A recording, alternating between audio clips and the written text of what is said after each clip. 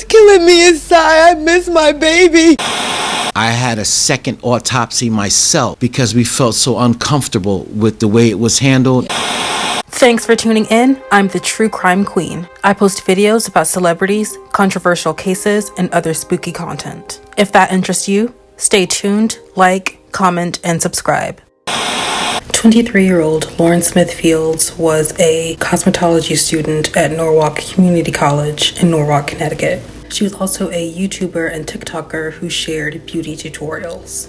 Lauren also loved traveling, and she had plans to go to Greece with her grandmother for her upcoming 24th birthday. Her mother, Chantel Fields, told News 12 Connecticut she was in college and she had a family and friends that love her, but sadly, she would never get to celebrate that birthday. Bridgeport police say that when they arrived at her apartment on December 12, 2021, the man she met on the dating app Bumble, who I'm not going to name because he's not been named a suspect or person of interest, answered the door and was frantic, according to News 12, the Bronx. According to police records, her date is described as a 37-year-old white male. At one point, he told investigators Lauren went outside to meet with her brother, and when she returned, she went to the bathroom for about 10 to 15 minutes. According to the police report, Lauren's date said he heard her snoring at around 3 a.m., but when he woke up around 6:30 a.m., she had blood coming out of her nose. Lauren's date told police that they had been drinking, and after she fell asleep on the couch, he picked her up and carried her to her bed. And she wasn't breathing, and that's when he called 911. It was later revealed that Lauren died of a toxic mix of drugs and alcohol.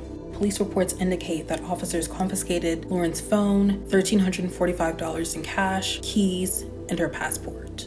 The police department opened a criminal investigation after the medical examiner released the cause of death. My daughter was not a drug user, and I had a second autopsy myself because we felt so uncomfortable with the way it was handled. Anyone that genuinely cared and they were there, the last person there, and they know that nothing bad happened, you would at least even reach out to the family yourself. Like, listen, I know I'm sorry for your loss of your daughter or your sister. I feel like because she's a white guy and she's a black girl, it's just almost like they just thrown it under the rug. Lauren's mother, Chantel Fields, told CBS News that she drove to her daughter's home after she was unable to get in touch with her. She says, quote, "When I got there, I saw a note on the door that said, 'If you're looking for Lauren, call this number.'" According to the family, a detective later informed them that Lauren had been found dead about a day and a half earlier. Lauren's brother, Tavar, told CBS Mornings the detective told them, "We didn't need to reach out to any family member. We had her passport and her ID, so we know who she was, and had already performed an autopsy, and her body's at the medical examiner's office." According to the family, that detective has since been removed from the case. It was careless. It was no concern. There was no care for the family about how we felt, our grief, our pain, none of that. On December 29th, 2021, 3 days after Lauren's funeral, as her family cleaned out her apartment, they say they found used rubber in the trash, lubrication, bloody sheets, and an unidentified pill. And 2 cups of drinks or whatever next to a bottle. They didn't take none of that. Other stuff in there, they didn't take none of this. Bridgeport Mayor Joseph Ganim expressed his disappointment with the leadership of the Bridgeport Police Department. I've now directed Deputy Chief Baraha of the Bridgeport Police Department to immediately put on leave the 2 officers who are the subject of the Bridgeport Internal Affairs investigation and disciplinary action for their lack of sensitivity to the public and their failure to follow police procedure. The officer who was in charge of overseeing these matters has retired from the department. According to the news source, Connecticut Post, Mayor Joe Ganim announced that the detectives had been placed on administrative leave with pay, pending an Office of Internal Affairs investigation into how the detectives handled the deaths of Brenda Lee Rawls and Lauren Smith Fields, respectively.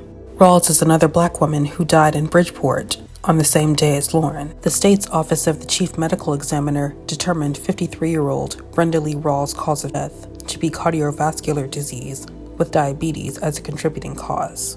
According to a prepared statement from Bridgeport Police Captain Kevin Gilliran, Brenda's sister, Dorothy Washington, says, quote, "Our argument was about how the case was handled and how they dropped the ball with any investigation of the scene or anything."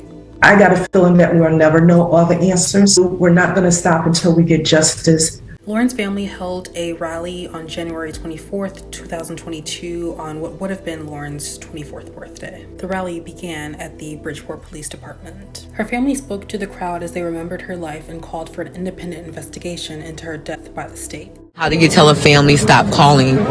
Don't call me anymore. It make us wait for almost an hour, almost 2 hours, and never show up. Yeah, I want his badge. This whole police force from the top to the bottom needs to be revamped. Now, Lauren's family has been very critical of law enforcement on how they're investigating this tragedy. Lauren's brother says that police have not questioned Lauren's date because he's a, quote, nice guy.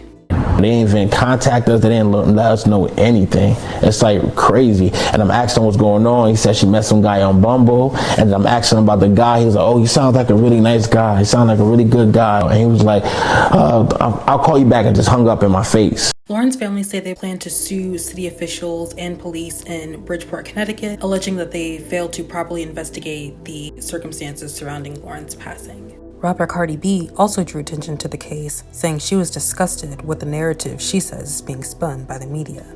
The families of Lauren Smith Fields and Brenda Lee Rawls testified at a public hearing in March 2022 in support of a bill that would require police to notify families of the death of their loved one within 24 hours of identification. And every day is a challenge. We didn't even get a phone call. We had to search and dig and find. The sister of Brenda Lee Rawls was found deceased. We had to also search for our sister. We found her 2 days later at the coroner's office. Committee members assured both families during the hearing that they have their support. You all definitely have my support, and I'm sure many other members on this committee support when it comes to making sure we get this out of committee and over the finish line. There are a lot of people who've been watching your situation and feel it deeply. And a lot of people, when we pass this bill, will be better for the work that you've done. So thank you.